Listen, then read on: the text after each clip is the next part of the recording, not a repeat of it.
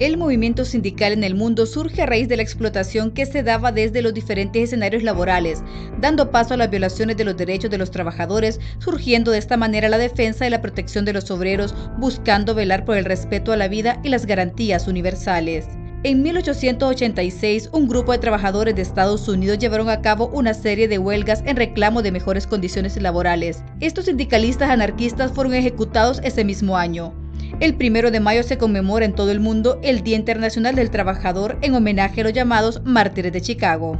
Que los trabajadores a nivel mundial y por la gran cantidad de horas que laboraban, por la forma en que eran explotados en los centros de trabajo, sin ningún tipo de derechos, era prácticamente una esclavitud asalariada.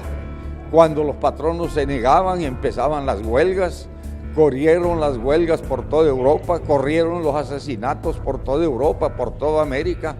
Incluso en Honduras, antes del 54, la lucha de los trabajadores también era supuestamente calmada, matando a los trabajadores y tirándolos al río Lúa, porque el capitalismo, si se le deja suelto, necesita, o sea, si se le deja suelto, hace de la explotación del trabajo asalariado algo que llega a límites inhumanos.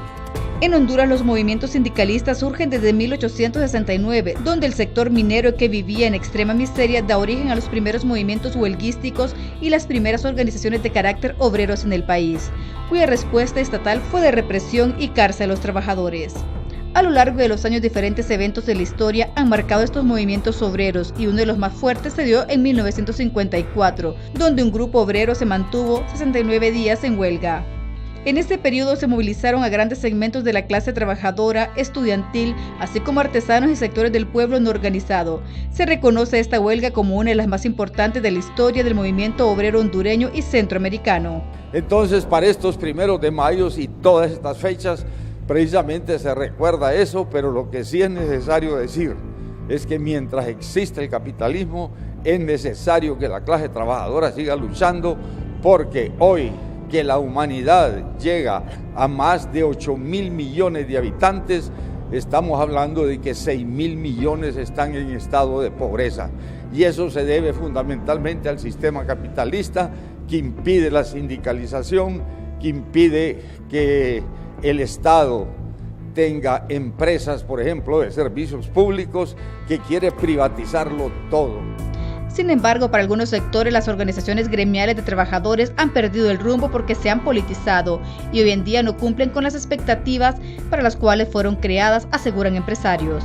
Lamentablemente, cuando entra la política partidaria e intereses muy personales de dirigentes obreros, pues la base de los obreros sufre bastante.